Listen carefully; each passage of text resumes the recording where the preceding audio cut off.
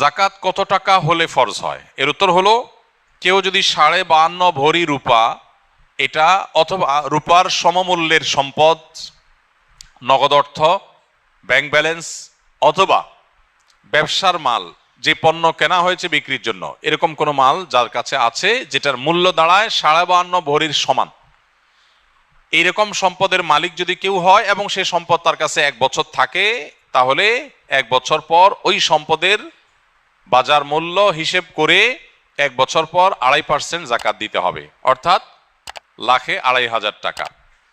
এভাবে হিসাব করে তাকে জাকাত দিতে হবে। বর্তমানে রূপার যে বাজার দর, সেটা হিসাব করলে প্রায় 2.25 লাখ টাকার কাছাকাছি হয় 52.5 ভরি রূপার দাম।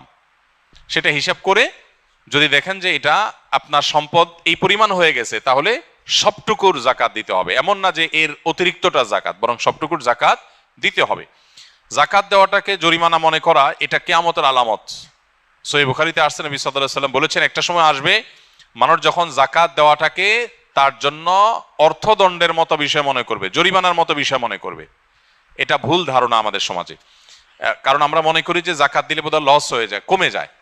বরং জাকাত দিলে এটা তো আমার আখিরাতের অ্যাকাউন্টে জমা হয়ে গেল, এটা বরং আমার স্থায়ী হয়ে গেল, নিশ্চিত হয়ে গেল, বাকিগুলোর গ্যারান্টি নেই।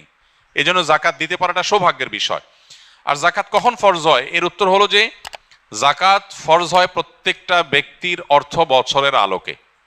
সবার অর্থ বছর একরকম নাও হতে পারে।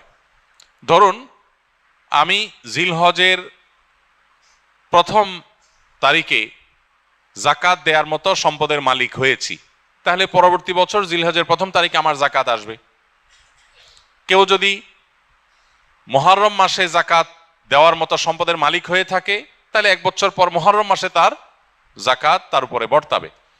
তো জাকাত বর্ষ এটা নির্ভর করে ব্যক্তি কখন সম্পদের মালিকানা আসছে তার উপরে। এখন কেউ যদি জাকাত দেওয়ার সুবিধার্থে, হিসাব করার সুবিধার্থে সে যদি একটু আগে দিয়ে দেয়, ধরা যাক যে আমার জিলহজে আসে, আমি রমজানে দিয়ে দিলাম হিসাব করে, কোনো অসুবিধা নেই, জাকাত অগ্রিম দেওয়া যায়, যে প্রতি বছর আমি রমজানে দিলাম, সমস্যা নেই। আমাদের সমাজে অনেকে মনে করেন রমজান মাসেই জাকাত দিতে হয়। জাকাত রমজান মাসেই শুধু দিতে হয় এমন কোনো কথা নেই।